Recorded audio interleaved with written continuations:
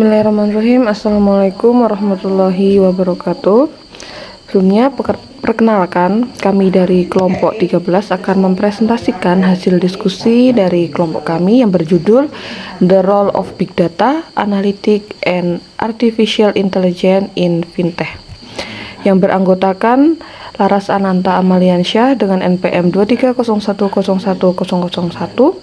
dan saya Latifah Putri Anggraini dengan NPM 23010100028. Yang pertama saya akan menjelaskan terkait apa itu credit scoring. Credit scoring adalah suatu sistem atau metode yang digunakan oleh lembaga keuangan untuk mengukur dan menilai tingkat kelayakan kredit atau credit worthiness, yaitu seseorang atau suatu pihak yang mengajukan pinjaman. Hasil dari proses ini itu berupa skor numerik yang menunjukkan tingkat resiko calon peminjam dalam memenuhi kewajiban pembayaran utangnya. Semakin tinggi skor yang diperoleh, semakin rendah juga resiko kredit yang dimiliki peminjam, sehingga peluang memperoleh peminjaman menjadi lebih besar. Sebaliknya, skor yang rendah menunjukkan resiko gagal bayar yang lebih tinggi.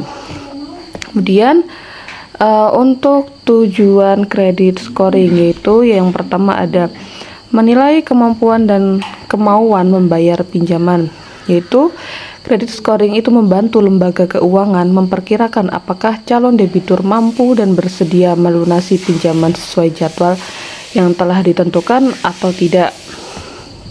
Kemudian yang kedua ada mengurangi resiko kredit macet. Dengan mengidentifikasi calon peminjam yang beresiko tinggi sejak awal, lembaga keuangan itu dapat meminimalkan kemungkinan terjadinya gagal bayar atau default. Kemudian yang ketiga ada mempercepat proses persetujuan kredit, yaitu sistem kredit scoring memungkinkan keputusan kredit dilakukan secara otomatis dan lebih cepat dibandingkan analisis manual. Kemudian yang keempat ada meningkatkan konsisten keputusan kredit. Semua pemohon dinilai berdasarkan kriteria yang sama sehingga mengurangi subjektivitas analis kredit. Dan yang kelima itu ada meningkatkan efisiensi operasional, yaitu penggunaan kredit scoring mengurangi biaya dan waktu yang diperlukan dalam proses analisis kredit. Kemudian untuk cara kerja dari kredit scoring itu dalam sistem tradisional ya, kredit scoring itu dilakukan dengan mengumpulkan berbagai informasi mengenai calon peminjam. Data tersebut kemudian diolah menggunakan model statistik untuk menghasilkan skor kredit.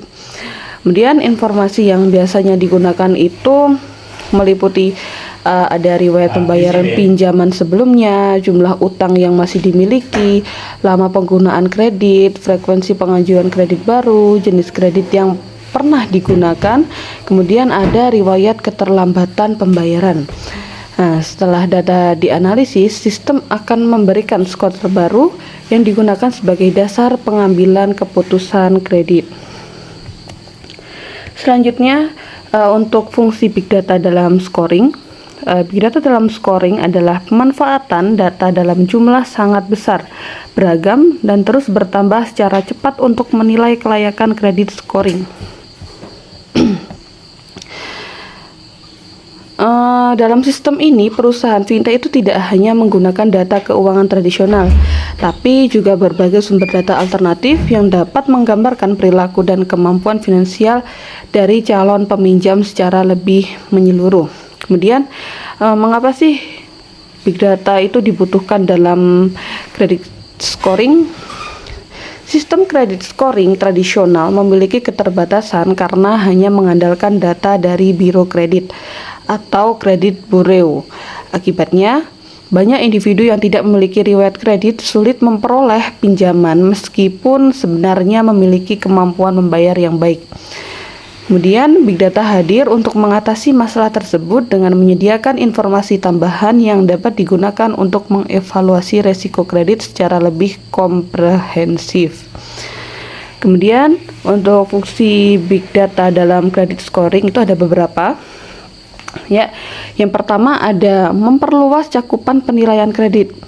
Big data memungkinkan perusahaan menilai calon peminjam yang sebelumnya tidak dapat dinilai menggunakan sistem tradisional.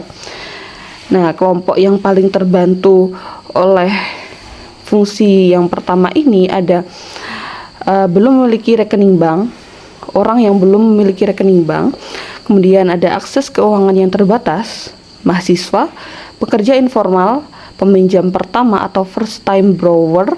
Nah, dengan itu akses terhadap kredit menjadi lebih inklusif. Kemudian yang kedua ada meningkatkan akurasi penilaian risiko. Big data itu menyediakan informasi yang lebih banyak dibandingkan data kredit konvensional. Semakin banyak data yang dianalisis, semakin akurat sistem dalam mengidentifikasi karakteristik peminjam beresiko rendah maupun tinggi. Kemudian hal ini itu membantu lembaga keuangan untuk mengurangi kesalahan penilaian, mengurangi kredit macet, dan menentukan suku bunga yang sesuai dengan tingkat risiko debitur. Kemudian yang ketiga ada memprediksi kemungkinan gagal bayar atau default prediction. Ini merupakan salah satu fungsi utama Big Data adalah membangun model prediksi resiko. Melalui analisis data historis dari ribuan hingga jutaan transaksi, sistem dapat menemukan pola yang menunjukkan kemungkinan gagal bayar. Contohnya yaitu ada riwayat keterlambatan pembayaran, kemudian penurunan aktivitas ekonomi pengguna, lalu pola transaksi yang tidak stabil. Nah, informasi tersebut digunakan untuk memperkirakan profitabilitas gagal bayar sebelum kredit diberikan. Kemudian yang keempat ada mempercepat proses pengambilan keputusan kredit. Sebelum adanya Big Data, analisis kredit itu dilakukan secara manual oleh analis kredit dan membutuhkan waktu berhari-hari bahkan berminggu-minggu. Nah, dengan Big Data dan analitik modern, mereka melakukan yang pertama ada pengumpulan data dilakukan otomatis, kemudian analis itu melakukan analisis yang dilakukan dengan secara real time. Kemudian keputusan kredit dapat diberikan dalam hitungan menit atau lebih cepat begitu. Nah, hal ini meningkatkan efisiensi operasional lembaga keuangan. Kemudian yang kelima itu ada mendukung artificial intelligence atau AI dan machine learning. Big data merupakan bahan utama bagi sistem AI dan machine learning. Model AI mempelajari karakteristik peminjam yang lancar membayar, kemudian ada karakteristik peminjam yang gagal bayar, kemudian ada perilaku keuangan tertentu. Nah, semakin banyak data yang tersedia, semakin banyak juga yang data untuk kemampuan model dalam menghasilkan credit scoring itu lebih akurat. Kemudian yang keenam ada mengurangi asimetri informasi. Dalam pemberian kredit sering terjadi asimetri informasi, yaitu kondisi ketika peminjam memiliki informasi lebih banyak mengenai kondisi keuangannya dibandingkan pemberi pinjaman. Nah, Big Data itu membantu mengurangi masalah ini dengan menyediakan informasi tambahan dari berbagai sumber sehingga kreditur dapat memperoleh gambaran yang lebih jelas mengenai profil risiko calon debitur. Selanjutnya nomor 7. Lalu saya akan melanjutkan tentang materi fungsi analitik dan AI dalam credit scoring. Yang pertama itu fungsi analitik dalam credit scoring. Sebelum itu, kira-kira tahu nggak sih analitik itu apa? Nah, kalau belum tahu, analitik itu adalah proses mengolah dan menganalisis data untuk menghasilkan informasi yang berguna. Fungsi dalam credit scoring itu yang pertama mengidentifikasi pola pembayaran nasabah, yang kedua mengukur tingkat risiko gagal bayar, dan yang ketiga membantu pengambilan keputusan kredit. Nah, contohnya itu seperti ini.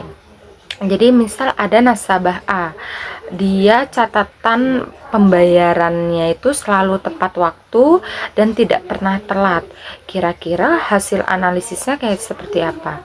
Pasti hasil analisisnya itu risikonya rendah, aman, langsung disetujui peminjamannya karena catatan pembayarannya nasabah A ini dia selalu tepat waktu dan tidak pernah telat. Lalu ada misalkan contoh lagi nasabah B, dia sering telat bayar tagihan, jadi 5 kali dalam sebulan berturut-turut dia tuh selalu telat bayar. Kira-kira hasil analisisnya itu pasti risikonya tinggi. Catatannya pasti bahaya, jangan kasih pinjam dulu karena nasabah B ini sering sekali telat bayar tagihannya. Lalu yang ketiga saya akan menjelaskan tentang fungsi AI dalam credit scoring. Nah, AI itu digunakan untuk belajar dari data dan membuat prediksi otomatis. Fungsi dalam credit scoring itu yang pertama itu dia memprediksi kemungkinan gagal bayar. Dan yang kedua memberikan penilaian otomatis. Dan ketiga membuat pengajuan disetujui hanya dalam beberapa waktu saja. Contoh kerja AI itu mendeteksi kalau orang yang sering telat bayar tagihan wifi rumah itu biasanya punya kecenderungan itu gagal bayar.